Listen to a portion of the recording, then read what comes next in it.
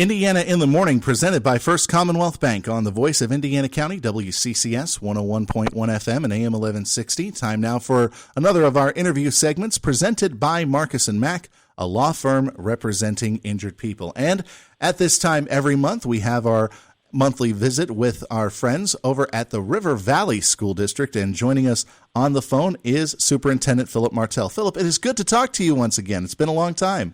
It has, Josh, but it's wonderful to talk. I'm glad to be talking with you once again, and I've been taking a look at some of the things this year. Of course, the first year of change from Blairsville-Salzburg to River Valley, but it sounds like from your perspective, it sounds like things have been very successful with the changeover, and students have been appreciative of seeing more new faces, I guess, at the middle and high school ranks. They sure have, and and I tell everybody, we have some bumps. Anytime you do something like this, you have some bumps and some hurdles in the road, but we've overcome them. I think it's been an exceptional school year, and our administration and teachers have worked very hard to provide that transition as well. But I simply tell people, come see the building, come straight to the horse's mouth, talk to our students. Let them tell you how successful they believe this has been, and I think you'd just be amazed. Mm-hmm. A lot of people have been supporting this as well, not just the staff at the schools, but you've got a lot of outside support as well. I've been thinking about some of the things that have happened as far as athletics go. I mean, you had Jerome Bettis coming by and supporting the district earlier in the year, and I remember Hines Ward sending out a message to the students on the football team as well.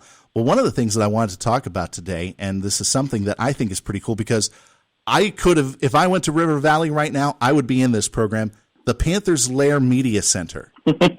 Because when I was in high school, I was been part of the TV production classes and things like that. This is a full-blown media center right at the River Valley High School. It is, and it is state of the art. But it's really become the hub of the building. But it's just what's so awesome about it, Josh, is that the students are driving what they're doing in there, and it doesn't have to be in one particular video production course. They could be using it, recording something for another English class, marketing.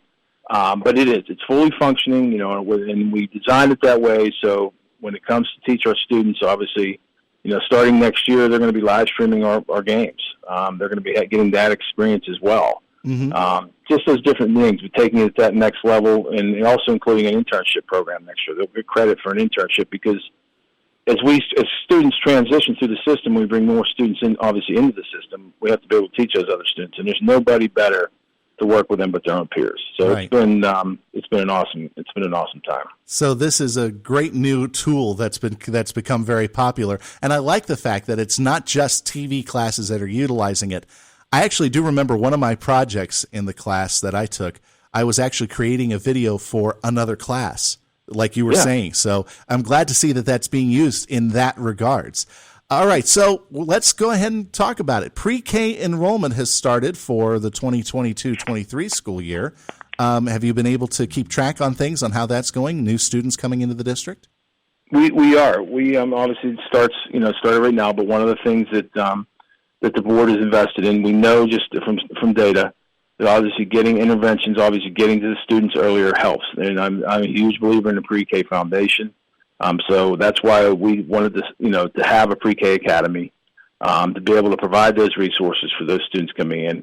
And that we're excited about that for next year. But we also know as a nation too, Josh, people are quitting their jobs in a large amount, and a lot of it is because they can't afford childcare. So by us being able to create 2 more classrooms that don't have income guidelines on it, we're going to be able to help. I feel like we're helping maybe get some of these people back to work if it helps our economy, because there's a need. It's just a shame that the cost of that for parents has gone through the roof, and so we're working, and we plan on filling the 4 classrooms to start next year, and hopefully just grow it from there. I hope it does grow from there, and that is a very unique a very unique perspective on that, and getting the kids not only in there and learning, but also giving the child care that they need at that point in their lives. That way, it does free up the parents to go back and earn a living. So that is a great perspective on that. And I'm assuming when is the due date for applications for pre-K? We will take them all the way up to the summer until we fill the classrooms. Because with these types of programs too, Josh, let's say we or 20 per classroom. If we only end up having 60 kids, or let's say 70 students, we have 10 spots open. Mm-hmm. We then have the ability to go take students from other districts as well. Okay, excellent. Some neighboring down, like PreK Academy will be located in Salzburg, so some would open it up to those other areas. All right, excellent. And kindergarten enrollment, I'm assuming, is also underway right now. It is also underway as well. Okay, excellent. So sounds like it's all good news as far as that goes. And I'm assuming, let's see, at this point in the year, April, I would assume standardized testing is starting to roll around, right?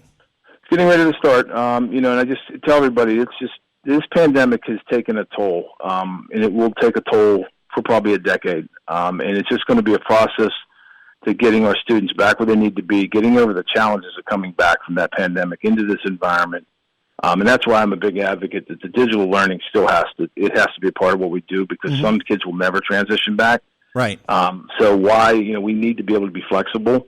But yeah, we're going to get ready for the standardized testing, but I don't see gains from many school districts for years, just because of the simple damage that was done. And I think it's really up to the state and the federal government to really look at how we're doing this and allow districts to maybe locally assess students more instead of having the heavy hand from the federal and state government involved. So maybe a more localized, a district-wide standardized test rather than the PSSAs. I'm a full supporter of that. All right, excellent. Other than that, though, what are some of the other things that can be done on the local level to get these to kind of bridge the gap that we've now had because of the pandemic? We are, normally a credit recovery program would happen in the summer. We started here halfway through the year. We have had to put remediation tools, and that is a good thing with some of the use of the federal money that came through to provide those remediation tools and supports for our students to try to have them catch up. But that money's good for a couple of years, but I do believe this is just going to potentially last longer than that. But by us being able to do those programs earlier, I think it's been a big benefit for our students. That sounds like a great idea. And again, the students could probably talk to the teachers, or parents can talk to teachers and guidance counselors to kind of see where their child would need a little extra help then. That's correct. Excellent. All right. One other thing I noticed on the district website, the district is starting to hire for outside and inside summer maintenance. So I guess everybody's kind of feeling the job crunch, so to speak. Yeah, it's a workforce problem in our country, and that's why this month we're going to present a complete paradigm shift in what this district will do from an educational perspective. Oh, okay. Talk about that then. One of the things that we're career and technical education, but really any workforce path for anything, whether they decide to go to college or not, we've not started, in my mind, early enough. The students will transition maybe in 8th grade. They go take a tour in 9th grade. They don't get into the program that they want. That's really, in my mind, not acceptable. We should not be denying any child a career path opportunity. Uh-huh. So what we're doing is we're actually revamping our entire curriculum and program of studies, and we will start this program. It'll be a longitudinal approach from K to 12 through our curriculum for workforce paths, starting in elementary. But really starting in middle school, we'll have a new program of studies this year, but some of the requirements are going to be different. We're partnering with Carnegie Mellon University for a new computer science program, and we're also starting an esports and cybersecurity program. Our esports and cybersecurity curriculum will be the first of its kind in Pennsylvania. It's actually set for a secondary school.